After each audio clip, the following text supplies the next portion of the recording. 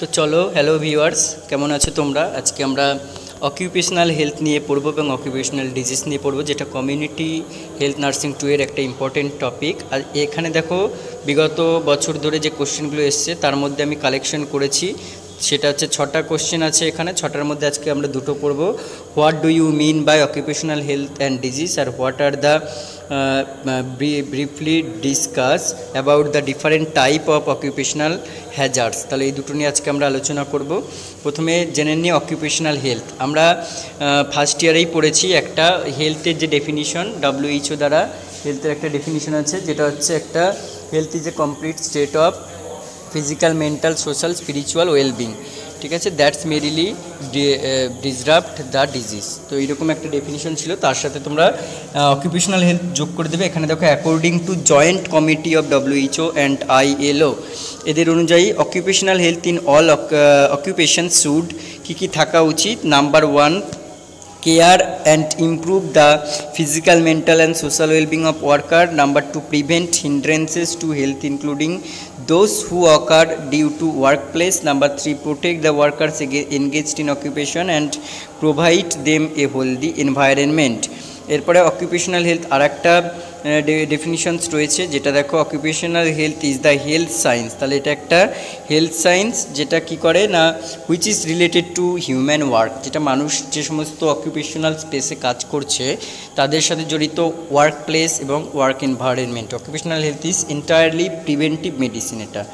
এরপরে দেখো অকিউপেশনাল ডিজিজের একটা সুন্দর ডেফিনিশনস রয়েছে, যেটা তোমাদের সাথে ডিসকাস করছি। Occupational disease are usually defined as disease arising out of or on in the course of employment. তাহলে এমপ্লয়মেন্ট যারা এমপ্লয়ি আছে, এমপ্লয়মেন্ট করছে, তাদের কাজ করার সময় যে সমস্ত ডিজিজ অ্যারাইজ করছে সেটাকেই বলছি আমরা অকুপেশনাল ডিজিজ। এবারে চলো আমরা পড়ে নিই যে কি টাইপস রয়েছে। আমরা যে হেলথ পড়লাম, ডিজিজ পড়লাম, তাহলে এই যে অকুপেশনাল ডিজিজ, একটা অকুপেশন বা একটা পেশাগত যে মানুষরা যেখানে কাজ করছে, ফ্যাক্টরিতে হোক বা অ্যাসবেস্টস ফ্যাক্টরিতে হোক বা হচ্ছে কলকারখানাতে হোক, যেখানে কাজ করছে তাদের কি টাইপসের হ্যাজার্ডস হতে পারে। তো ডিফারেন্ট টাইপস অফ হ্যাজার্ডস টাইপসে ভাগ করছে। প্রথমে ফিজিক্যাল হ্যাজার্ডস হতে পারে, আর্গোনমিক্যাল হতে পারে, কেমিক্যাল হতে পারে, বায়োলজিক্যাল, মেকানিক্যাল, রেডিয়েশন, সাইকোলজিক্যাল আর হচ্ছে ফিজিওলজিক্যাল। প্রথমে আমরা পড়বো বায়োলজিক্যাল বা ফিজিক্যাল নিয়ে।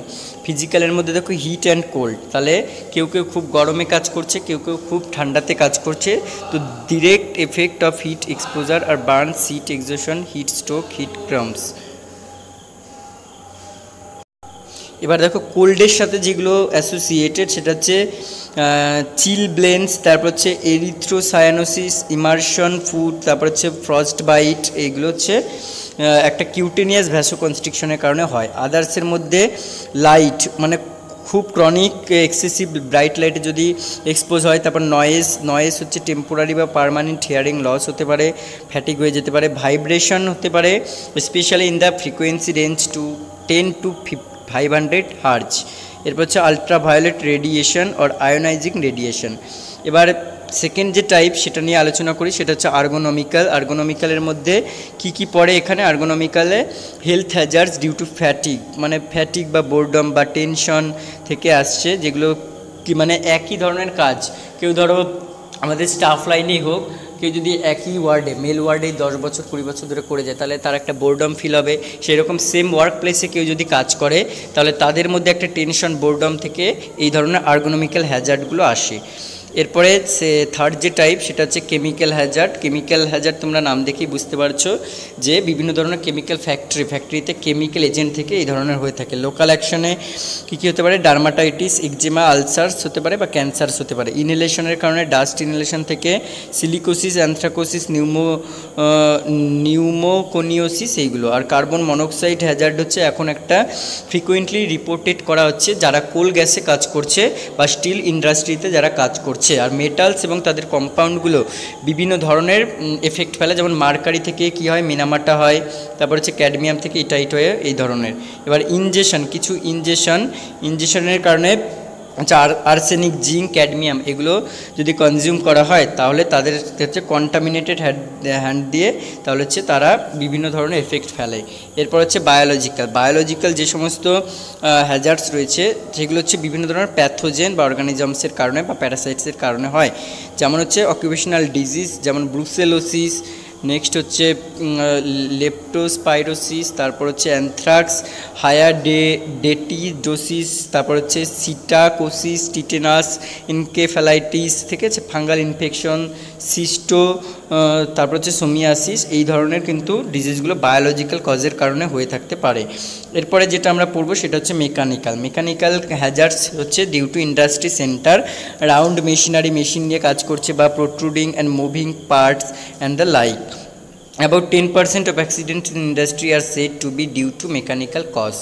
এরপর আমরা যেটা পড়বো সেটা হচ্ছে রেডিয়েশন। দেখো, রেডিয়েশন এটা একটা ভাইটালস কিন্তু হ্যাজার্ডস, যেটা হচ্ছে কী কী কারণে হতে পারে, ন্যাচারাল সোর্স, কসমিক রে, তারপর হচ্ছে রেডিও অ্যাক্টিভ এলিমেন্ট, তারপর হচ্ছে ম্যানমেডের থেকে ক্ষেত্রে হচ্ছে X-ray, radioisotope, radioactive leakage, আর আয়োনাইজিংয়ের ক্ষেত্রে নন আয়োনাইজিং রেডিয়েশন। এবার সাইকোলজিক্যাল অ্যান্ড হচ্ছে ফিজিওলজিক্যাল রয়েছে। সাইকোলজিক্যাল অ্যান্ড সোশ্যাল হ্যাজার্ড এগুলো কিন্তু আমরা অনেকেই ভুলে যাই, আমরা কেমিক্যাল ফিজিক্যাল নিয়েই পড়ে থাকি, এটাও একটা গ্রেট অ্যাসপেক্ট।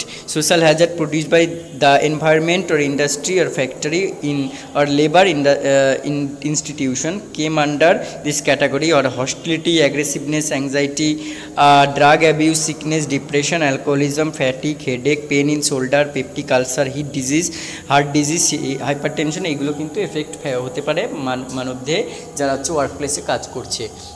তো এই দুটো নিয়ে আজকে আলোচনা করলাম কী কী টাইপ আর কাকে বলে। তারপরের দিন আমরা আবার পরবর্তী যে কোশ্চেন কয়েকটা রয়েছে 4টে, সেগুলো নিয়ে আলোচনা করবো। ততক্ষণ তোমরা চ্যানেলের জুড়ে থাকো, আর যারা নতুন এসছো তারা সাবস্ক্রাইব করে দেওয়া পরের ভিডিও পেতে গেলে। ধন্যবাদ।